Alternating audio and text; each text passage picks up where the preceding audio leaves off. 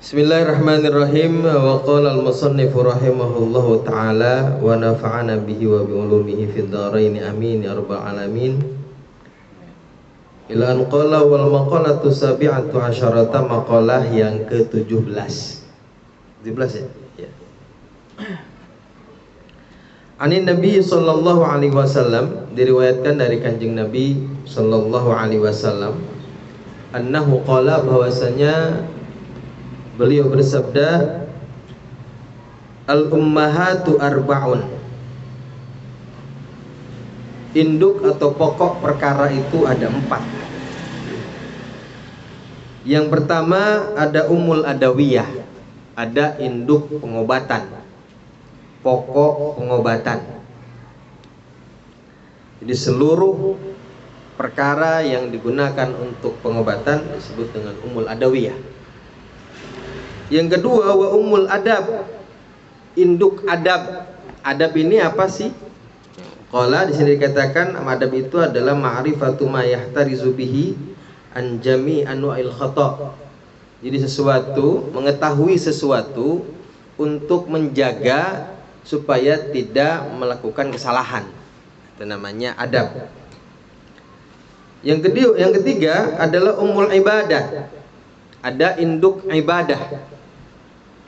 Apa itu ibadah? Ibadah itu adalah fi'lul mukallaf, pekerjaan mukallaf, orang yang sudah terkena beban syariat. Nah, kita semua ini disebut sebagai mukallaf, ya, sebagai orang yang sudah terkena syariat. Siapa orang mukallaf itu? Orang yang balik dan berakal.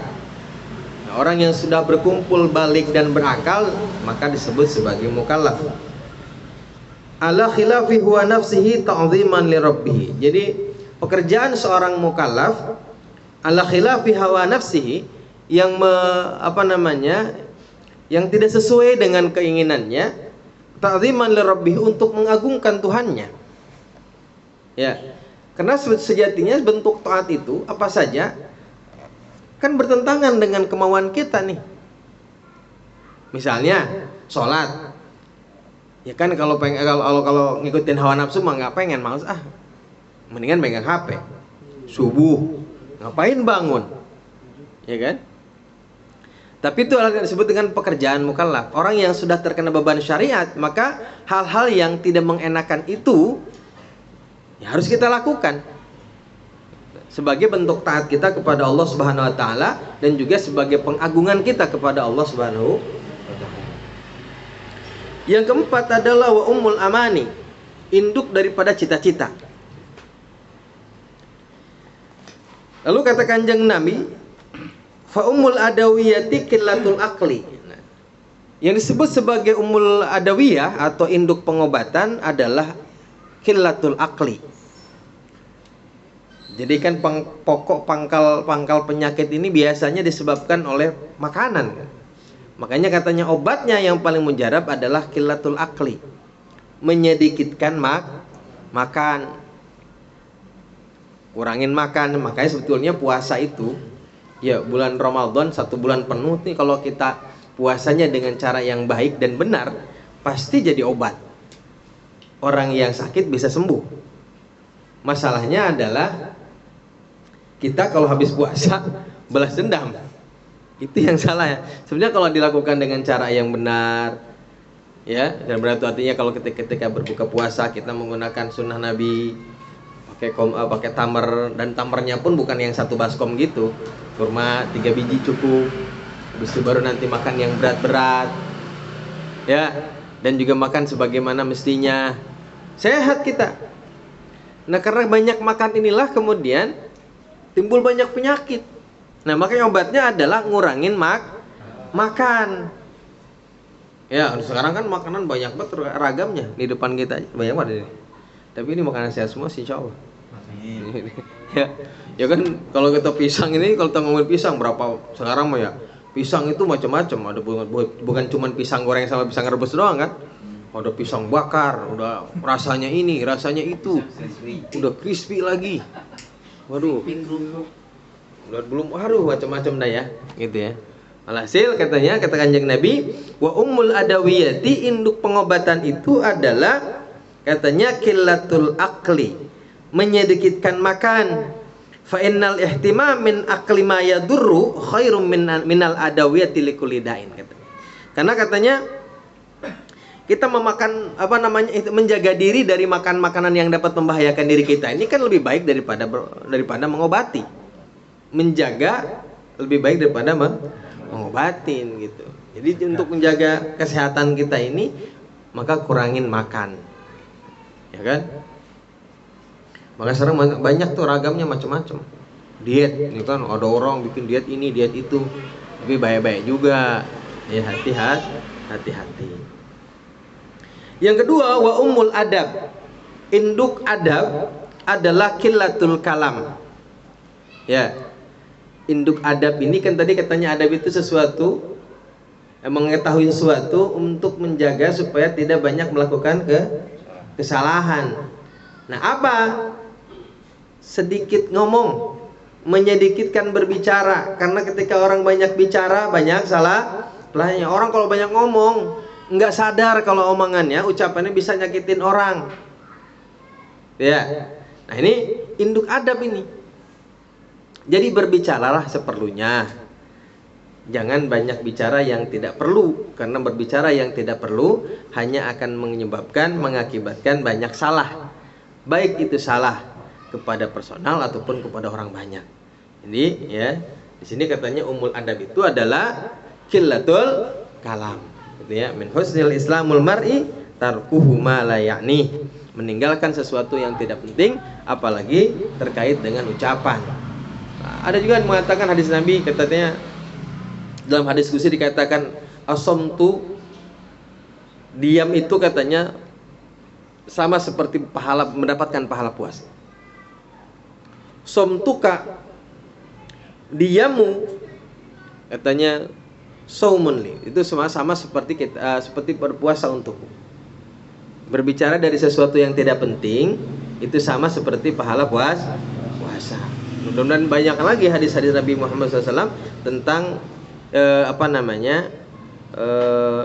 peringatan untuk tidak banyak berbicara. Ya kan, salamatul insan fi hifdzil lisan. Manusia itu selamat ketika dia menjaga lisannya dan lain sebagainya.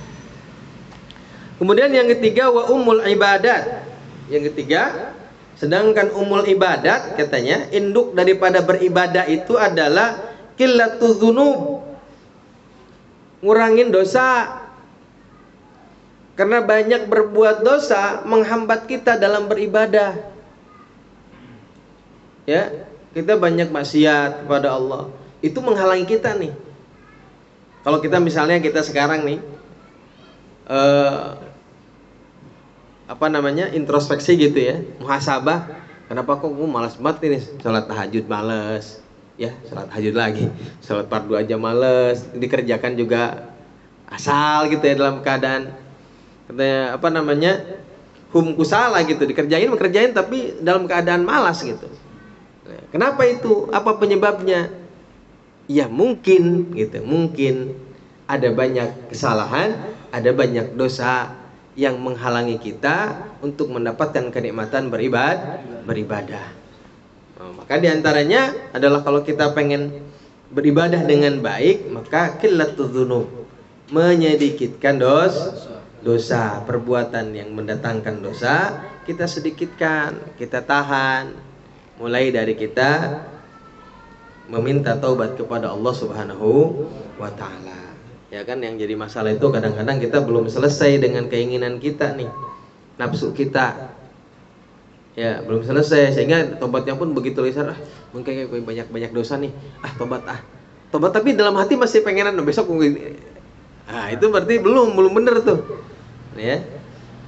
Jadi apa yang dapat meningkatkan kualitas ibadah kita supaya kita mendapatkan kelezatan dalam ibadah adalah qillatul dzunub katanya. Fadzunubu tanfil ibadah allati hiya ta'dzimun lillah. Ya, karena dzunub itu dosa itu katanya dapat menghilangkan pahala ibadah juga kenikmatan dalam beribadah. Nah, yang keempat, wa ummul amani. Induk dari keinginan kita, angan-angan kita, cita-cita kita adalah as-sabru, sabar katanya. Jadi kalau kita pengen apa saja, maka keinginan kita bisa dicapai dengan kesabaran. Tentu sabar ini kalau kita sudah ada usaha. Ya. Kalau belum ada usaha udah sabar, namanya bukan sabar, itu mah ngelamun. Ya, ngelamun.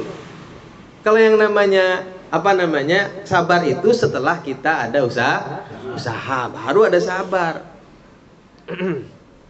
Karena tentu dalam proses usaha itu juga tidak serta-merta. Pasti ada jalannya, ada prosesnya dan lain sebagainya.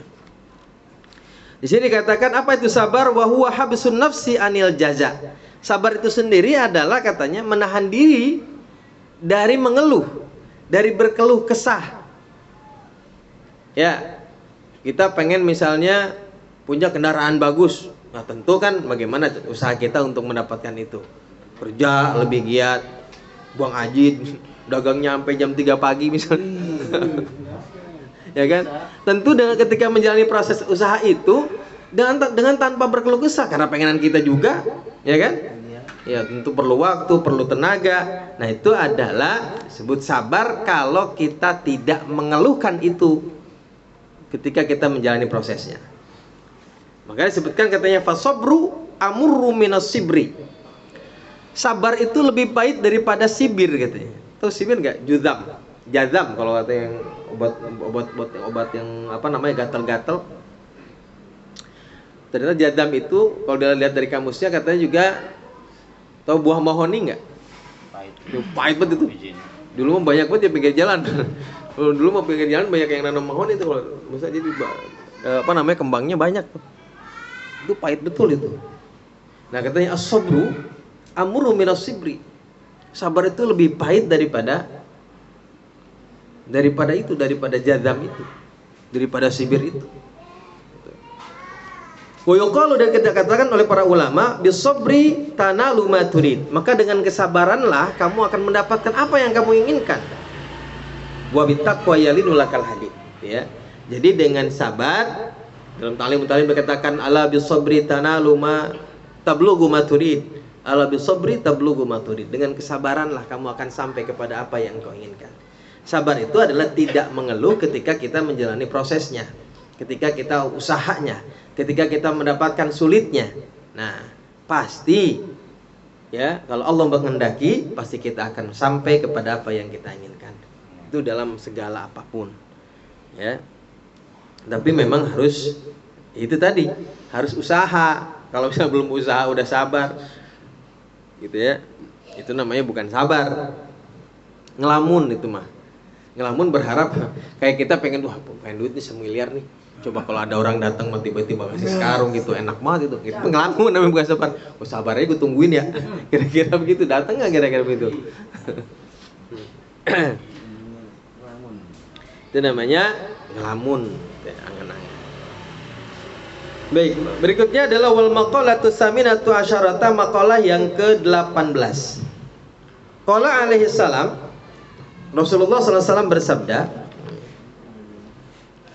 hadis yang kedua, arba'atun jawahiru fi jismi bani Adam yuziluha arba'atu asya. Katanya ada 4 perkara yang merupakan permata dalam tubuh manusia, sesuatu yang berharga dalam badan kita. Yang 4 perkara ini bisa hilang dengan 4 perkara yang lain. Jadi setiap dari kita ini punya 4 perkara, 4 hal yang sangat berharga dalam tubuh kita. Tapi keempat-empatnya juga bisa hilang akibat perkara yang lain. Mana yang pertama? Yang pertama dikatakan amal jawahiru fal aqlu wad dinu wal haya'u wal amalu sholih. Katanya yang disebut dengan jauhar, permata dalam tubuh kita, yang pertama adalah akal. Ini adalah sesuatu yang paling berharga dalam tubuh kita, adalah akal. Karena kan manusia ya, sekeren apapun orang, kalau akalnya nggak ada, percuma, tidak berharga. Makanya perkara yang paling berharga dalam tubuh kita adalah akal. Orang nggak ada kakinya, nggak ada tangannya, tapi akalnya bagus, berharga. Ya. Yang kedua agama, katanya wadinu agama. Apa sih agama itu? Wa huwa ma yad'u ashabal uquli ila qabuli ma huwa minar rasul, katanya. Agama itu adalah ma yad'u ashabal uqul, sesuatu yang mengundang, yang mengajak orang-orang yang punya akal untuk menerima syariat yang dibawa oleh Rasulullah Sallallahu Alaihi Wasallam. Itu namanya agama.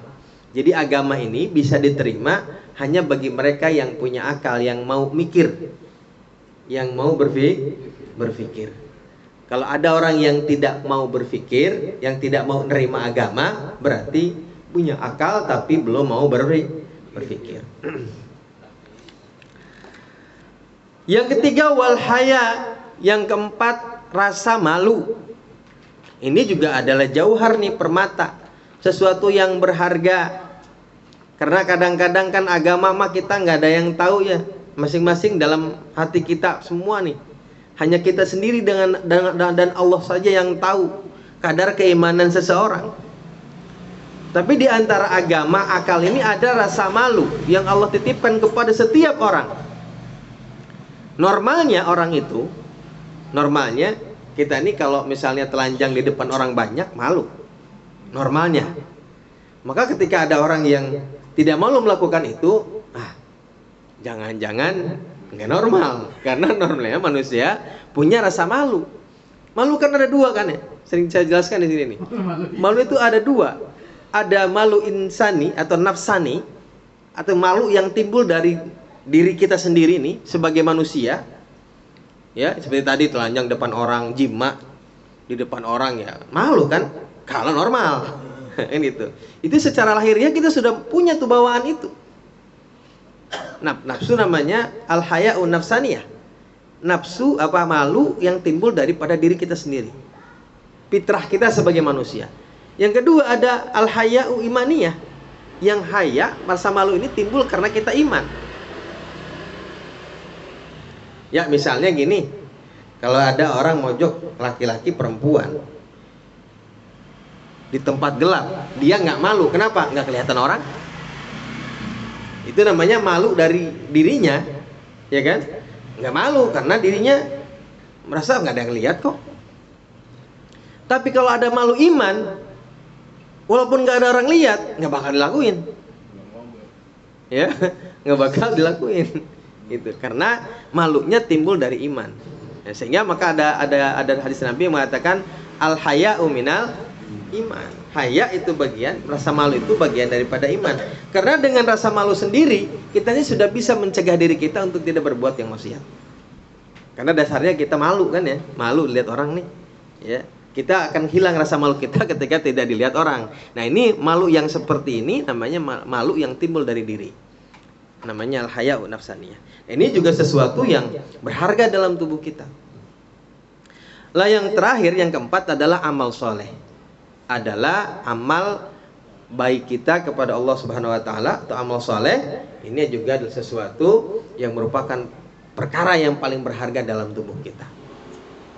Nah, tapi keempat ini, empat perkara ini, kata Nabi bisa hilang karena empat perkara. Mana yang pertama? Fal ghadabu yuzilul akla. Yang pertama, marah itu bisa menghilangkan akal. Ya, orang kalau udah marah, sesuatu yang tidak masuk akal bisa dikerjain. Belum lama nih, ada orang Ciamis bikin jeger. Bininya dimutilasi, dijual tuh dagingnya.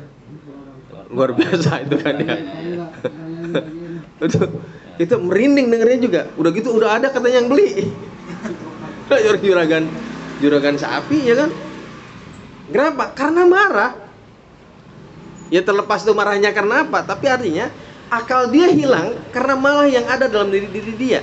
Sehingga akalnya yang seharusnya bisa mencegah dia untuk tidak berbuat yang sekeji itu, dia bisa lakukan. Ya, jangankan cuman malu, yang kayak begitu aja bisa dilakuin, yang nggak masuk akal. Ya, kita nih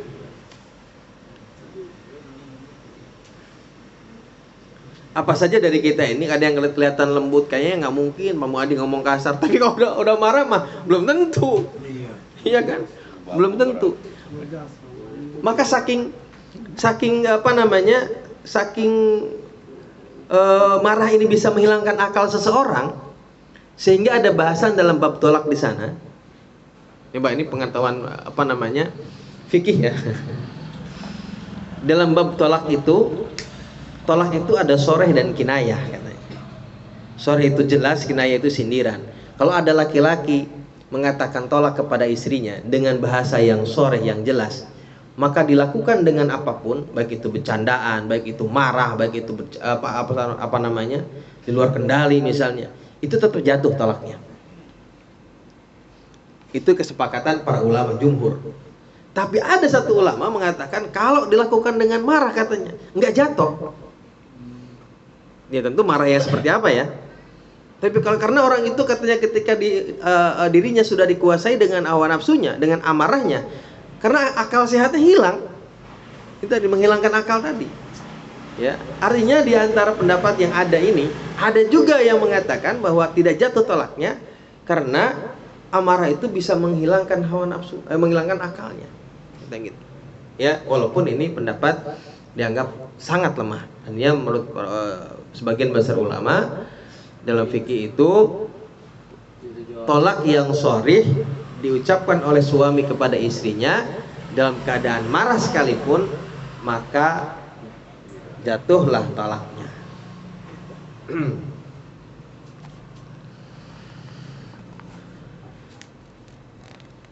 Yang berikutnya adalah sini katakan diriwayatkan annahu sallallahu alaihi wasallam, bahwasanya Rasulullah sallallahu alaihi wasallam qala berkata, bersabda kepada Muawiyah, "Ya Muawiyah iyyaka wal ghadaba." Kata Kanjeng Nabi kepada Sayyidina Muawiyah, "Ya Muawiyah iyyaka wal ghadaba, jauhilah olehmu marah.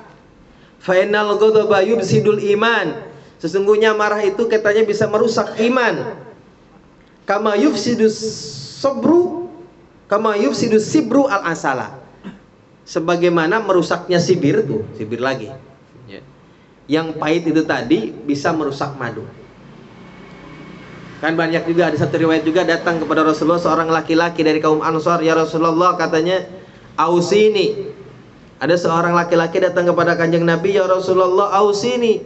"Nasihatilah aku ya Rasulullah." Kata Kanjeng Nabi, "La taghdab." Faraddada miraran katanya. Ini si laki-laki ini, si rajul ini nggak puas. Kok nasihatnya cuma la taghdab doang? Faraddada miraran, dia bolak-balik beberapa kali. Tapi Nabi selalu bilang la taghdab. Jangan marah. Tuh berkali-kali nasihatnya jangan marah, karena marah bisa menghilangkan akal. Yang kedua, wal hasadu yuziluddin. Yang kedua, hasud itu bisa menghilangkan agama. Orang itu kan kalau sudah hasud, agama masa bodoh. Ya. Hasud itu kan apa sih? Hasud itu dikatakan wa huwa tamanna zawalan ni'matil ghair. Zawala ni'matal ghair.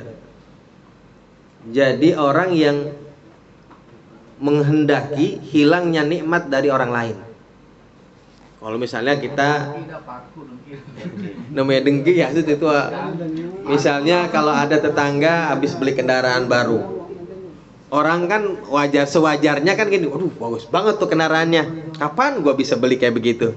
Paling tidak itu kan itu hal yang normal, lumrah, ya.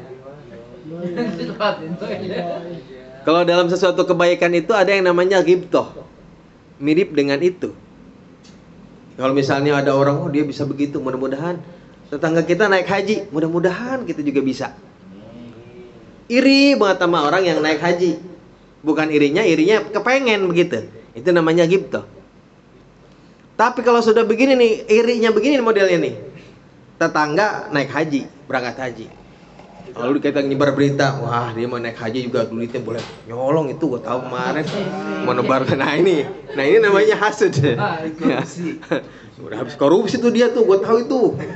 Wah tuyulnya banyak misalnya. Gitu, itu namanya hasud. Gitu ya. Jadi hasud itu adalah menghendaki nikmat yang ada pada orang lain hilang. Gitu. Menghendaki hilangnya nikmat yang ada pada orang lain. Gitu. Dengan cara apa aja sehingga orang lain ini cara ini nggak mempan juga cara yang lain. Orang lain dihasut sama dia. Itu namanya hasud ya. Yuziluddin katanya bisa menghilangkan agama. Maka Rasulullah SAW bersabda, "Iyyakum wal hasada." Bersabda kepada para sahabatnya, "Iyyakum wal hasada." Berhati-hatilah, jauhilah oleh kalian sifat hasud. Fa innal hasada yakulul hasanati kama takulun narul hataba. Karena sungguhnya katanya hasud itu mengambil kebaikan-kebaikan kita sebagaimana api yang membakar kayu bakar. Sebagaimana api makan kayu bakar. Cepet banget kan ya. Kalau kita nabun kayu bakar cepet banget. Itu namanya sifat hasud. Sehingga apa? Sehingga seberapapun banyaknya amal ibadah yang kita kerjakan, kalau ada dalam diri kita sifat hasud, habis semua pahalanya. Nauzubillahi min.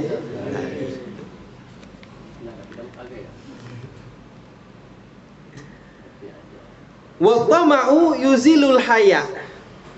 Yang berikutnya adalah toma. Mungkin dalam bahasa kita tamak ya. Tamak itu bisa menghilangkan malu. Orang kalau udah rakus, malu hilang. Ya, dalam apa saja.